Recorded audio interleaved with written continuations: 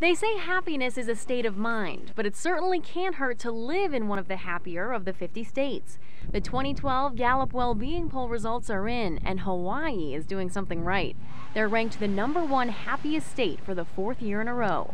Here in Massachusetts, we may live far away from those sandy Hawaii beaches, but we didn't score too far behind them. The Bay State came in a respectable 10th place on the list of happiest states to live in. I think the ranking should be much higher, probably 1 or 2. I like the pace of life here.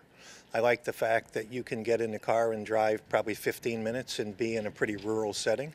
And he wasn't the only one who figured Massachusetts deserved an even higher ranking.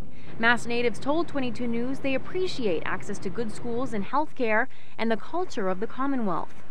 I love the quality of life that we have here in Western Massachusetts. It's really terrific. I've got a great family, and I've got a gay son who's married, and so I really appreciate the fact that Massachusetts is so supportive of him and my family. But there's always room for improvement, and some who call Massachusetts home think there's a whole lot of improving left to do.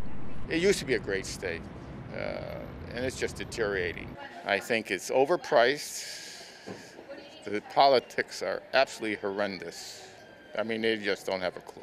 They're bleeding us dry. But Massachusetts is far from the worst state to live in. That distinction goes to West Virginia, which received the lowest score for 2012.